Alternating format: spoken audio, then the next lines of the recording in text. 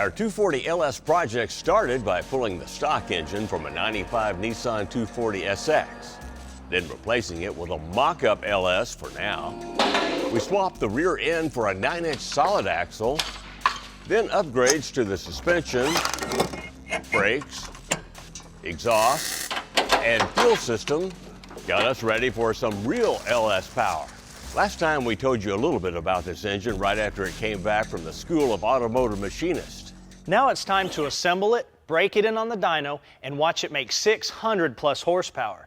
Now here's something pretty cool. All of these parts came from paceperformance.com for the engine, and they're going to offer this combination as a crate engine for you to purchase.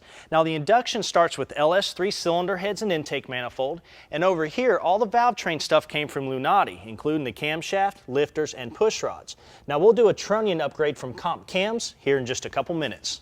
The guys at Sam aligned our block using new ARP main studs. They radius the oil passages and clearance the bottoms of the cylinders to make room for rod bolts. After that, they checked all the clearances and assembled it for us. And here's what they put in it. A rotating assembly that's a Lunati kit with a forged Voodoo crank with a 4-inch stroke and a 58-tooth reluctor ring. Forged H-beam rods measure in at 6/125 to make this 402 cubic inches. Forged flat top pistons with 2 valve reliefs round out the bottom end. This cam is a hydraulic roller with an RPM range from 2,400 to 7,000. Gross valve lift is 599 on the intake, 601 on the exhaust side. Lobe separation angle is 113. Using blue Loctite, we'll bolt down the thrust plate and torque it to 18 foot-pounds. The timing set's a Lunati single roll with a hex adjust. We'll set it up advanced 2 degrees and install the chain guide. Now onto the oil pump. Now we're going to show you the right way to install one of these on an LS engine. Now the gears inside the pump have to be centered with the crankshaft center line. All the slop in these bolts won't allow you to do that unless you follow these next steps. First, remove the cover plate from the pump. Remove the crank-driven gear and the outer ring rotor, and loosely bolt the housing to the block and finger tighten. The crank-driven gear is the first one to be centered by placing 3 15/10,000 shims in a triangle pattern between it and the crank sprocket. If they're loose, move to a 2/1000 feeler gauge and repeat the step. Now carefully install the outer ring rotor gear and shim it using more 15/10,000 shims between it and the housing. Tighten the 4 pump mounting bolts in an even overlapping pattern. Remove the shims and replace the front cover. If you don't follow those steps, premature wear can happen inside the pump and you'll lose oil pressure. Next, the damper and timing cover can go into place. Now we'll press the damper on and use it as a guide to keep the cover centered. An ARP fastener will keep the damper secured. We're going to drop in these Lunati lifters designed for high RPM use. Standard lifters are prone to valve float past 6,500 RPM. Now these are made for extreme street and all-out racing, well worth the extra insurance.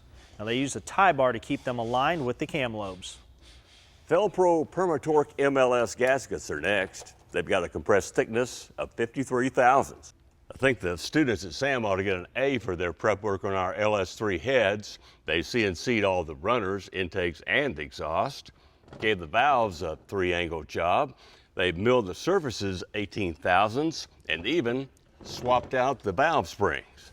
With this combination, we're looking for 11.1 to 1 compression ratio, and our 402 cubic inches, well, just compare that to the 146 in that engine that came out of the Nissan.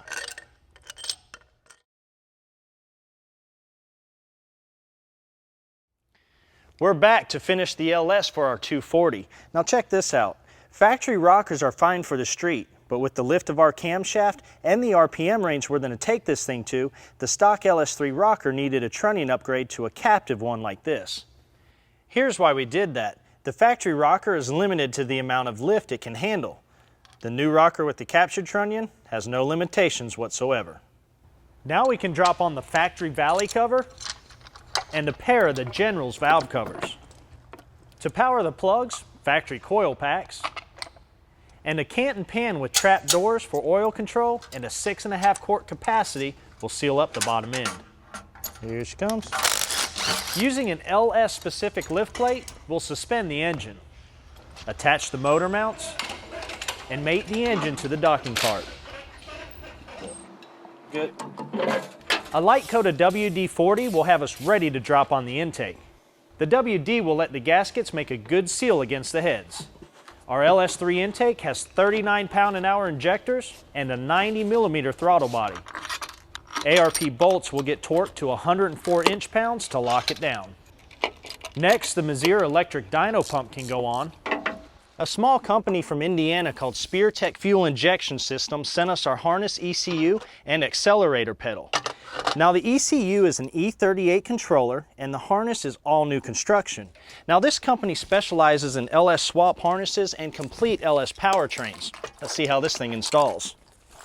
The Ls3 Throttle Body is drive-by-wire. That will be the first connection, followed by the crank sensor, which is a 58X, the cam sensor, which is a 4X. Now the coil plug can connect to the coil harness. We'll make the 8 connections to the injectors, and SpearTech uses a special process to form the harness to the engine for a glove-like fit, and it shows. The accelerator pedal can mount to our pedal retaining contraption, and a few cycles shows we have wide open throttle.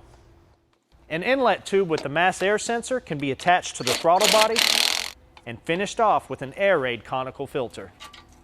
My favorite pair of hookers can be bolted up using stage 8 fasteners. And the final step is to prime the engine using our Goodson priming tank designed for late model engines. Our 402 fired right up. And after a break-in cycle, we're ready to start tuning. All right, Jay, what's the first step? Now, Jay Payson's here from HP Tuners. While his company doesn't perform the actual tuning, they do supply the latest tuning tools. This time, we're going to have a professional tuner do the work without setting foot in our shop. You don't have to have a dyno shop down the street with a guy that's familiar with your Corvette or S10 or whatever it is that you own.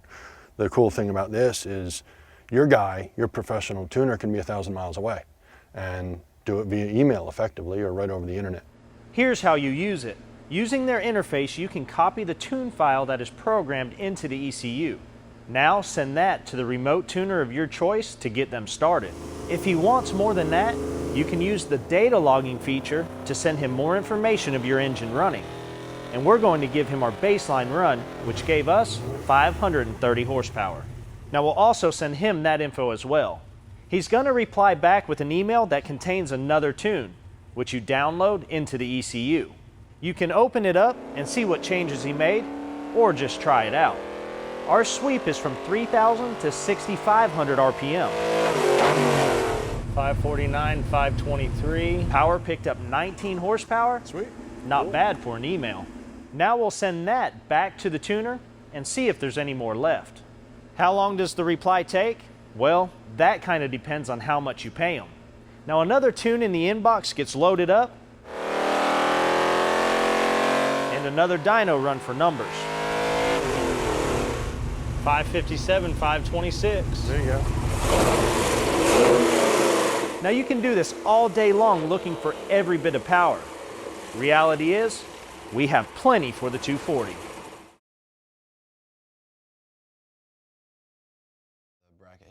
We're back under the hood for some final mock-up before the LS goes in. Now Chase is here from Chase Bays, and he brought us parts for cooling, steering, and braking, all designed for an LS conversion. Now we'll start with their compact brake booster eliminator. We have one stainless steel hardline with AN fittings on it that goes to the firewall. Inside the car, it splits off and goes to the proportioning valve to adjust the front and rear bias. And then that goes back through the firewall to connect to the rear lines that go to the back of the car. And then you have the line going from the splitter that goes through the fender wells on the driver and passenger side. So all you have in the engine bay is a single stainless hardline. To keep that clean look flowing, dual electric fans that flow 1,800 CFM apiece. Now we made the shroud to pull as much air as possible across the radiator. Now we can mount the inline filler neck on the core support, making sure it's the highest point of the cooling system. Attach a -16 hose from the radiator to the filler and another from the filler to the water pump. The flow from your power steering pump is critical to the feel and performance of your steering. We had a company called Turn 1 build us this direct bolt-on for the GM accessory drive, and it matches the rack requirements of our 240. Now, it's got the same diameter pulley, although this one's made of billet. It uses less horsepower and keeps the fluid cooler. Also, they added this little piece of safety wire for good measure. In fact, this is the last thing to go in. This foam block was perfect to make sure everything fit, and it does. Plenty of room in the front, back, and sides. Only thing left to do now is take it out and make way for the new engine. Our LS weighs 373 pounds. Add 95 pounds for the trans, and we're lighter than the factory combo by 26 pounds. With the engine hanging, I can roll it over the bay and lower it onto the Holley engine mount plates. With the bell housing bolted to the block, the trans was sure to follow. Back on top, I have to reinstall everything we pre-fit. The first parts you haven't seen, Air-Raid's You Build It kit. It uses a 4-inch tube with 30 through 90 degree bends for custom routing options. First, cut the tube between the coupler lips and start assembling using the supplied clamps and couplers. Now we'll top ours off with their washable and reusable premium filter. Dynatech Engineering built our drive shaft with weight in mind. The 6061 T6 aluminum shaft is 8 pounds lighter than a steel version. It's hand-fit, computer welded, and high-speed balanced to a minimum of 5,000 RPM. For power, a Duralast Platinum battery with 750 cold cranking amps we picked up from AutoZone. It's housed in an aluminum Taylor battery box we got from Summit Racing. Before we fire this thing up, there's several small things we have to do, like welding, fabrication, a bunch of wiring, things you've already seen. Also from Summit Racing, Scat Pro Car Extreme 2000 seats. Now they've got a fixed back and velour fabric, and they're bound to keep us comfortable. Right now, it's time for Royal Purple fluids. And with some denatured water and 93 octane, we're finally done. Okay, let's do it.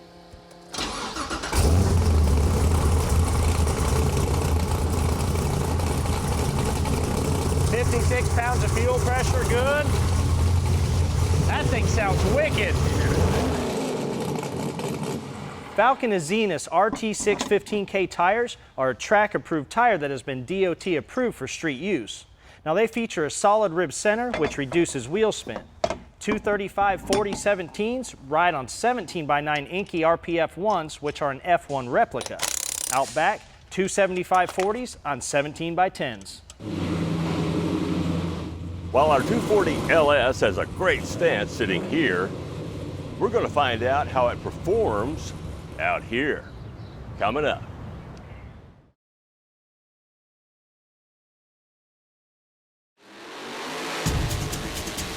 Welcome back to Horsepower and Memphis International Raceway, a place well known for its historic drag strip. A quarter-mile track that hosts a full schedule of side-by-side racing events, from IHRA to Super Chevy. But you ready? We brought the Nissan here for this. The Raceway's 1.8-mile road course, which starts on the strip, a high-speed 3,500-foot straightaway. Then there's the technical part. 8 turns where the 240's new suspension has to prove its stuff. And it does. Sticking to the corners with minimal body roll and responsive to the point of letting me know where the braking point was. More power.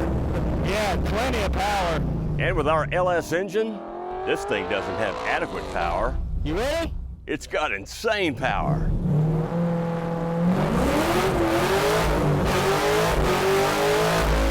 In fact, on the sticky straightaway, you blast off to 160 miles an hour quickly before nearing turn number 1.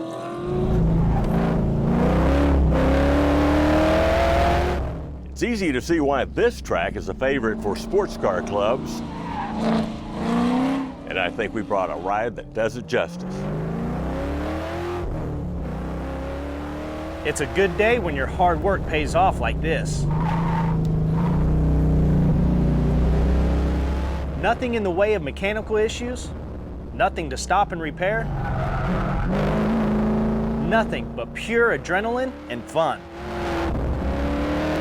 And nothing more to say, but we're going to stay and play.